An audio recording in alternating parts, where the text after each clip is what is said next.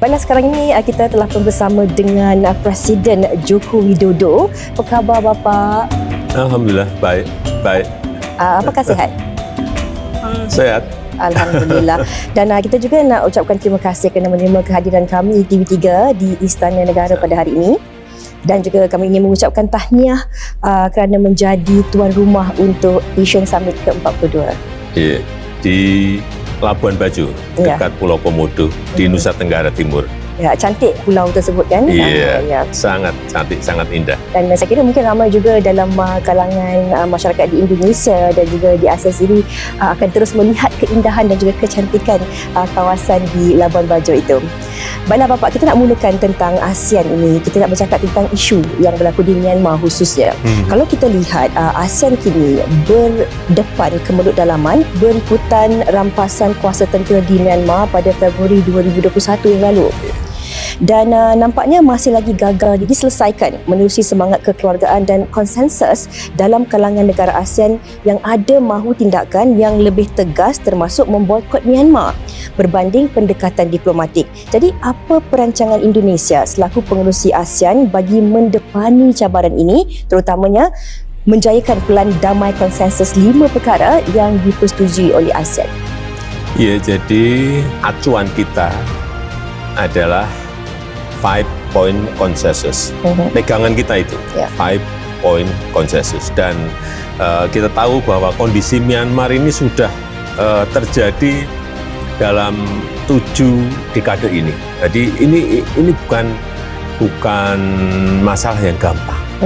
Yang masalah yang sudah sangat kompleks, dan ini akan bisa diselesaikan jika ada komitmen kuat dari Myanmar sendiri. Dari sana, harus dimulai dari sana. Dan yang paling penting menurut saya sekarang ini adalah satu, penghentian kekerasan. Penting sekali. Harus segera dihentikan. Kekerasan harus segera dihentikan. Yang kedua, memulai dialog. ASEAN dengan Myanmar, kemudian negara-negara terdekat dengan Myanmar, dan ya, kita memiliki yang namanya Office of Special Envoy ASEAN, yang ini bergerak di lapangan, arrangement di lapangan, dan kita berharap juga kelompok dari Myanmar ini juga bisa aktif, sehingga penyelesaiannya memang harus dari dua arah, dua pihak, tidak mungkin hanya satu pihak. Baiklah, itu tentang ASEAN dan juga Myanmar. Bapak Presiden telah pun kongsikan tentang bagaimana ia mungkin dapat diselesaikan dengan kerjasama daripada dua pihak sendiri. Kita pergi pula ke tema ataupun isu yang seterusnya, iaitu tentang geopolitik itu sendiri. Bapak Presiden, kalau kita lihat pertikaian isu maritim dan juga pertikaian sempadan membabitkan Amerika Syarikat dan juga China di sebahagian besar perairan Laut Cina Selatan yang turut merangkumi hampir ke semua negara ASEAN kini semakin memuncak. Dan kalau kita lihat juga dengan rundingan kod tata laku antara China dan juga ASEAN tidak banyak berubah pada tahun 2022. Jadi apa strategi Indonesia bagi memastikan hak dan kepentingan ASEAN dipertahankan? Ya, posisi ASEAN jelas bahwa kami ingin Laut Cina Selatan ini jadi kawasan yang stabil, jadi kawasan yang damai, dan jadi kawasan yang sejahtera. Semua anggota ASEAN ingin itu, dan kuncinya yaitu kepatuhan pada hukum-hukum internasional, kepatuhan pada UNCLOS 1982.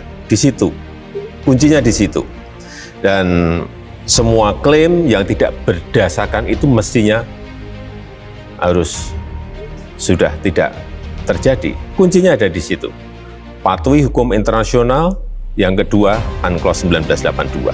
Dan ASEAN akan terus mendorong agar stabilitas, perdamaian itu ada di kawasan ini. stability, perdamaian ada di kawasan itu. Baiklah, kalau kita lihat pula kedudukan ASEAN sebenarnya selaku antara kuasa utama di Indo-Pasifik, diuji berikutan kemunculan kuat kumpulan kuasa serantau yang membabitkan Jepun, India, Amerika Syarikat dan juga Australia, dan AUKUS iaitu pakatan membabitkan Amerika Syarikat, Britain dan juga Australia tanpa membabitkan ASEAN. Walaupun matlamat Quad dan AUKUS adalah untuk mempertingkatkan keselamatan serantau, bagaimana Indonesia selaku pengerusi mahu memperkukuhkan semula kedudukan ASEAN dan kekal relevan dalam konteks keselamatan serantau dan juga global ini? Ibu Visa, jadi ASEAN itu adalah satu-satunya organisasi regional di kawasan yang menyediakan beragam kanal diplomatik. Prinsip ASEAN itu kolaborasi, yang kedua kerjasama, yang ketiga pelibatan aktif. Dan kita tidak ingin yang namanya pertarungan, tidak ingin yang namanya isolasi. Dan menurut saya tadi kayak ada Quad, ada AUKUS, itu bisa kita pandang sebagai mitra. Jangan kita pandang sebagai apa? Kita ingin bertarung dengan mereka, enggak. Harus kita pandang sebagai mitra. Apapun yang terkait dengan kawasan ASEAN, kita ingin ASEAN itu betul-betul efektif membuat kawasan ini menjadi kawasan yang stabil, kawasan yang damai. Karena tanpa dua hal itu, nggak mungkin masyarakat, rakyat di ASEAN ini meraih yang namanya kesejahteraan. Nggak akan. Saya suka apa yang Bapak katakan tentang tanpa adanya dua itu tidak mungkin rakyat ini akan dapat meraih kesejahteraan. Ini yang ingin ditekankan khususnya untuk negara-negara ASEAN ini. Dan kalau kita lihat pula Bapak, sejak kebelakangan ini semakin banyak tuduhan bahawa China mengawal ASEAN secara proksi. Kerana ekonomi majoriti negara serantau dikatakan banyak bergantung kepada China yang juga rakan dagang terbesar ASEAN, mencatatkan suku daripada jumlah dagangan keseluruhan pada 2022, dan China pada masa yang sama menuntut 80% perairan Laut Cina Selatan. Dan bagaimana sebenarnya Indonesia mahu menangani isu ini bagi pihak ASEAN? Ya, bagi Indonesia dalam keketuaan di ASEAN, kita ingin ASEAN itu tidak boleh jadi proksi siapapun. Tidak boleh jadi proksi negara manapun. Jadi ASEAN bersifat terbuka, bersifat inklusif, sehingga yang kita ingin berikan prioritas adalah menjamin kerjasama ekonomi dengan semuanya, dengan semua pihak. Dan berdasarkan asas kesetaraan, saling menghormati, dan saling menguntungkan. Itu yang terus akan saya tekankan. Jadi yang ingin kita perkuat tidak hanya government to government, tapi juga society to society. Ini yang terus akan kita tekankan. Bukan hanya dari government ke government, tetapi society ke society. Tidak ada proksi, tetapi apa yang ingin ditekankan oleh ASEAN adalah kerjasama ekonomi bersama dengan semua pihak. Ataupun tema yang berbeza pula. Mungkin ini kita kongsikan tentang hubungan bilateral antara Indonesia dan juga Malaysia. Kalau kita lihat sebagai bangsa serumpun dan juga sahabat yang dekat dengan Indonesia, apa yang Bapak harapkan untuk memperkukuhkan hubungan bilateral dengan Malaysia? Contohnya dalam sektor mana sahaja yang perlu ditingkatkan, dan penilaian Bapak sendiri atas hubungan bilateral yang telah pun terjalin sehingga ke saat ini. Ya, Indonesia dan Malaysia ini adalah saudara serumpun. Ini harus kita sadari bersama. Kemudian juga ikatan sejarah kita, ikatan sejarahnya itu kuat sekali. Itu juga kita harus ngerti. Dan Indonesia adalah salah satu negara yang membuka hubungan diplomatik sejak awal Malaysia merdeka, yaitu di 1957. Hubungan seperti itu jangan kita lupakan. Jadi saudara serumpun dan juga sejarah yang kuat ikatannya. Dan ke sini, ini hubungan terutama di bidang ekonomi, di bidang perdagangan, juga di bidang investasi itu juga terus meningkat. Yang ini harus terus kita perkuat sehingga kita sebagai saudara serumpun itu ikatannya betul-betul kuat. Sebagai tetangga, sebagai saudara, kuat. Kita bercakap tentang ikatan serumpun itu tadi ya Bapak. Dan kemudian kalau kita melihat juga Indonesia dan juga Malaysia ini adalah dua produsen minyak sawit terbesar di dunia. Jadi bagaimana Bapak melihat kedua negara menangani perselisihan dan juga kebuntuan minyak sawit dengan Uni Eropah? Bagaimana Indonesia sendiri dan juga Malaysia memperkuat kerjasama kelapa sawit ke hadapan? Ya kita ini harus bersama-sama. Kita ini harus bermitra dan Indonesia juga terbuka untuk bermitra dengan Malaysia dalam rangka menghadapi diskriminasi di pasar, utamanya di pasar Uni Eropa. Kalau kita nggak kuat persatuan kita, ya kita akan sulit untuk menghadapi perlakuan yang diskriminatif di Uni Eropa. Dan sawit ini di Indonesia ini menyangkut 16 juta rakyat Indonesia yang bekerja di sana. Jadi apapun Indonesia akan ngotot terus. Jangan sampai perlakuan diskriminatif itu terjadi. Nah, kalau kita berbarengan dengan Malaysia, itu kekuatan kita akan tambah. Baik sebagai produsen CPO, produsen minyak sawit yang terbesar, dan juga untuk melakukan penetrasi pasar akan lebih mudah mengendalikan harganya. Jangan sampai Malaysia dan Indonesia justru bertarung, wah, kita berdua yang dirugikan, Malaysia dan Indonesia yang akan dirugikan. Harus rukun, harus bersatu menghadapi persoalan-persoalan yang berkaitan dengan minyak kelapa sawit. Dan saya yakin kita bisa menghadapi, bisa menyelesaikan kalau berdua. Kalau bersama-sama ya? Karena bersama-sama. Baiklah, kalau kita bercakap tentang isu-isu bilateral ini, ada juga antara isu yang seringkali dikongsikan ataupun ditanyakan. Ini adalah juga tentang isu PMI. Kalau kita lihat jumlah pekerja migran Indonesia, PMI di Malaysia mencapai 1.6 juta pekerja. Jadi bagaimana kedua negara dilihat dapat meningkatkan kerjasama dalam melindungi PMI ini, Bapak? Perlindungan pekerja migran Indonesia di Malaysia ini harus terus diperbaiki, harus ditingkatkan. Dan pada saat saya bertemu dengan Perdana Menteri Anwar Ibrahim, kita sudah sepakat untuk membangun one channel system, sehingga nanti mudah memonitornya, mudah mengontrolnya, mudah menyelesaikan kalau ada persoalan-persoalan di lapangan. Dan kalau kita konsisten ini dan one channel system ini bisa berjalan, saya kira akan banyak persoalan di lapangan yang berkaitan dengan pekerja migran Indonesia ini akan bisa diselesaikan. Dan kita juga ingin mendorong yang berkaitan dengan pembangunan community learning center, sehingga anak-anak pekerja migran Indonesia juga bisa bersekolah, bisa belajar di Malaysia. Penting ya. Saya sangat suka idea itu supaya anak-anak itu juga tidak keciciran dalam pembelajaran. Baiklah, kalau kita melihat kepada pemulihan ekonomi ASEAN pula, Indonesia mengambil alih selaku pengerusi ASEAN selepas kejayaan Presiden G20, Presiden pada 2022 yang lalu.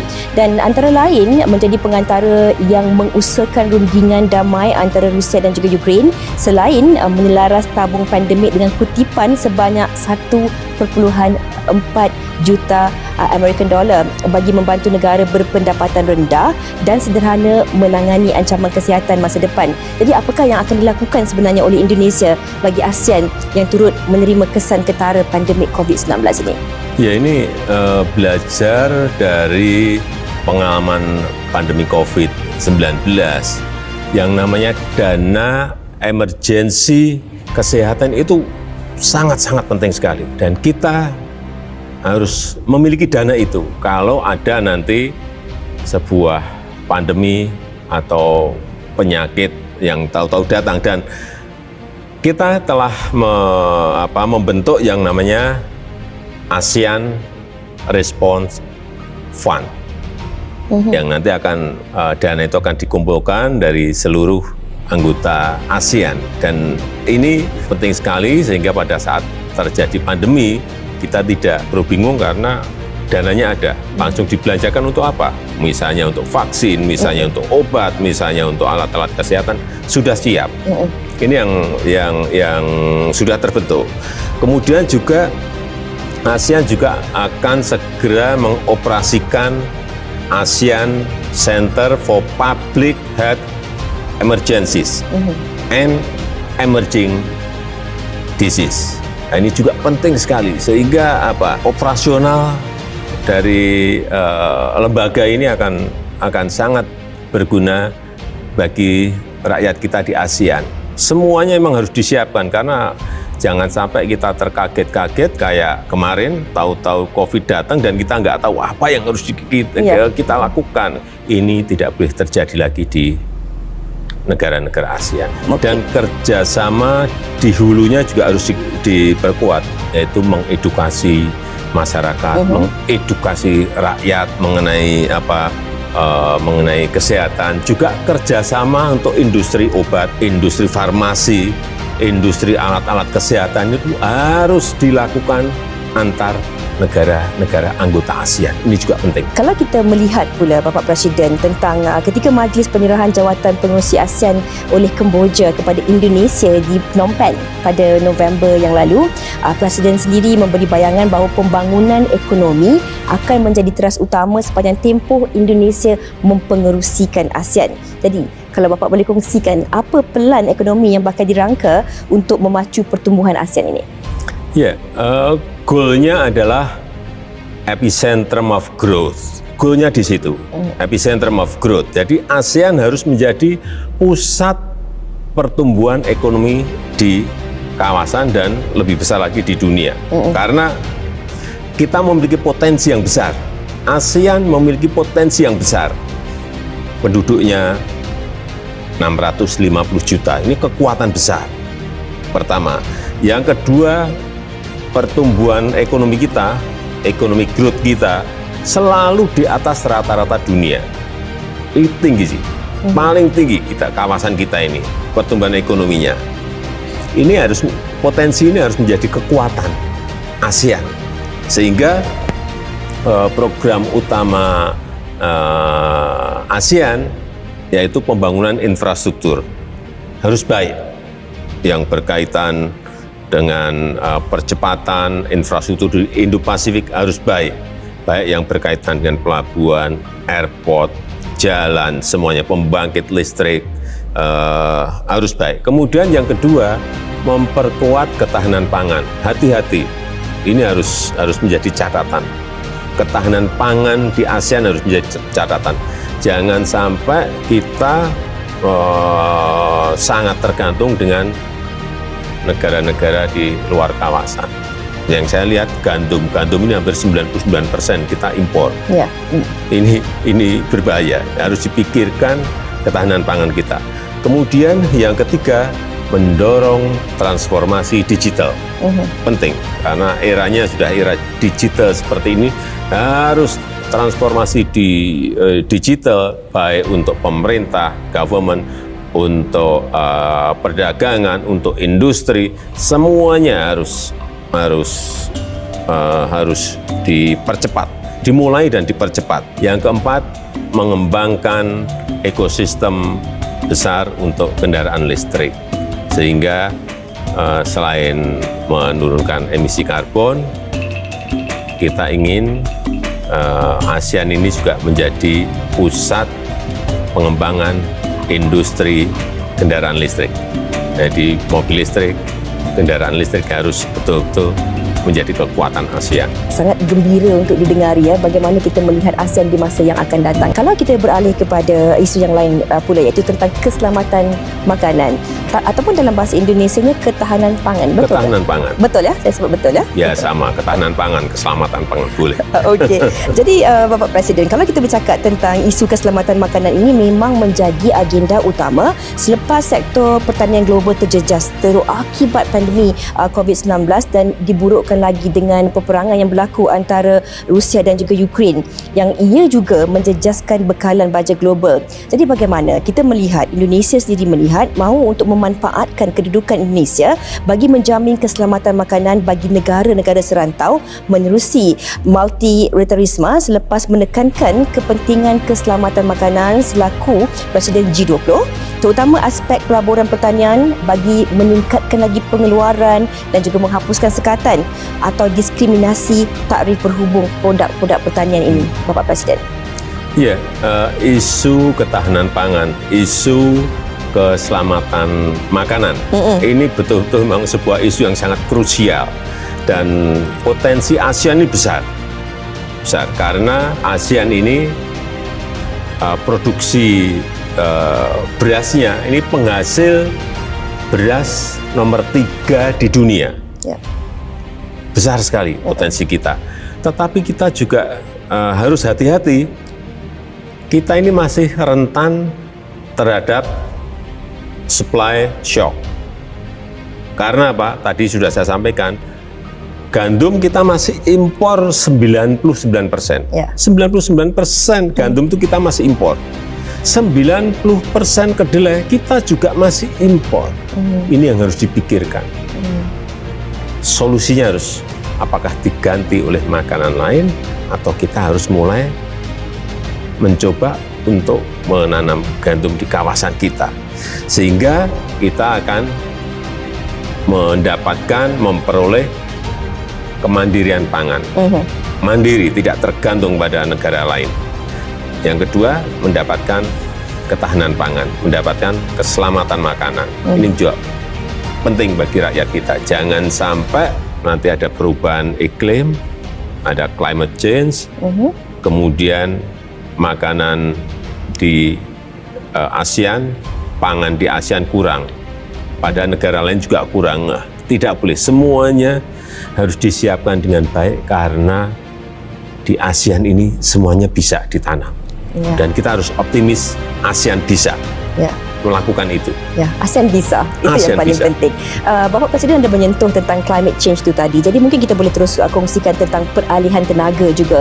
Kalau kita lihat, Indonesia adalah penghasil emisi gas rumah kaca terbesar kelima, terhitung sekitar 4% dan juga emisi global pada tahun 2019 dan terletak di wilayah yang paling terkena dampak perubahan iklim. Jadi apa inisiatif ataupun tanggungjawab Indonesia untuk mengubah kebijakan lingkungan termasuk dalam negeri sendiri, ASEAN dan secara global menuju teknologi hijau? Ya, hati-hati ya. Indonesia ini memiliki 17.000 pulau. Ada yang besar, ada yang sedang, tapi ada yang kecil. Dan dampak climate change, perubahan iklim terhadap Indonesia nyata dan kelihatan. Misalnya sea level naik, itu langsung terkena beberapa pantai-pantai yang ada di pulau-pulau kecil Indonesia, kelihatan sekali. Sehingga Indonesia terus melakukan aksi-aksi yang nyata. Yang pertama, ini laju deforestasi. Ini turun sangat signifikan dan terendah selama 20 tahun terakhir. Terendah deforestasinya. Dan yang kedua, kita juga melakukan rehabilitasi hutan mangrove sebesar 600.000 hektar. Besar sekali. Ini sudah berjalan 2 tahun dan kita harapkan selesai nanti di tahun 2024. Ini yang nanti akan bisa menahan abrasi laut. Ini bisa ditahan oleh hutan mangrove kita yang bagus. Kemudian juga kita telah yang ketiga, kita telah merehabilitasi 3 juta hektar hutan kita. Sudah direhabilitasi, ya ini bagus juga untuk perbaikan iklim. dan juga sudah mengurangi 88% kebakaran hutan yang terjadi di Indonesia. Itu sudah sejak 2016, sehingga kita tidak setiap tahun, sudah 6 tahun ini tidak kita jumpai lagi yang namanya asap dari kebakaran hutan, karena memang sudah turun 88%. Dan Indonesia juga berkomitmen untuk mencapai net zero emission itu di tahun 2060 atau mungkin bisa dipercepat. Dan yang kedua juga kita akan mengkonversi PLTU kita, pembangkit listrik tenaga uap kita, untuk menjadi stop dan berubah menjadi energi baru terbarukan di tahun 2050. Tapi ya pelan-pelan, nggak mungkin langsung bisa 5 tahun selesai. Terus cepat ya? Iya, butuh transisi yang agak panjang. Baiklah, kalau kita pergi ke satu isu lagi, iaitu tentang hak manusia pula. Isu pelanggaran hak asasi manusia juga semakin lantang kedengaran, semakin banyak di negara ASEAN, terutamanya di Thailand, Kemboja dan juga di Myanmar, yang menyaksikan kebangkitan rejim tentera lain tunjuk perasaan besar-besaran yang membantah penggubalan undang-undang yang dilihat mendiskriminasi penduduk. Dan mungkin kalau kita nak lihat juga, apakah usaha Indonesia untuk memperbaiki nama ASEAN di persada global? Yang pertama, kita tidak perlu meragukan komitmen Indonesia terkait dengan demokrasi dan HAM. Karena di Indonesia sendiri kebebasan berbicara, kebebasan berorganisasi, kebebasan berpendapat itu dijamin oleh konstitusi, dijamin oleh negara. Dan juga demokrasi di Indonesia sekarang ini juga jalan dengan baik, karena mulai dari yang namanya pemilihan kepala desa itu berjalan secara langsung, dipilih langsung oleh rakyat. Ada 74.800 desa yang terus berganti kepala desa lewat sebuah forum demokrasi. Kemudian yang kedua, pemilihan bupati dan wali kota juga setiap 5 tahun terjadi dan dipilih langsung oleh rakyat. Yang ketiga, pilihan presiden, wakil presiden, dan parlemen juga dipilih langsung oleh rakyat. Ini di Indonesia. PR kita memang sekarang ini yang berkaitan dengan